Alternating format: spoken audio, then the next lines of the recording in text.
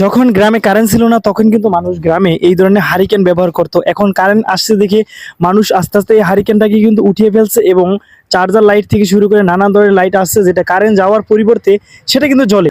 গ্রাম অঞ্চলে যারা থাকে বৈশাখ মাসে কিন্তু প্রচণ্ড পরিমাণ জ্বর হয়, আর সেই জ্বরের মাধ্যমে যখন কারেন্ট চলে যায় তখন কিন্তু আমাদের দেখা যাচ্ছে এই এই জিনিসটার খুবই প্রয়োজন।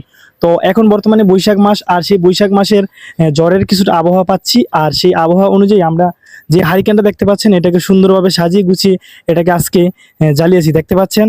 আর আমি মনে করি যে যারা গ্রাম অঞ্চলে থাকে তারা এই জিনিসটার কথা কখনই বলে না, কেননা তারা ছোটবেলা থেকে এটার স্মৃতির সাথে তারা আটকে আছে।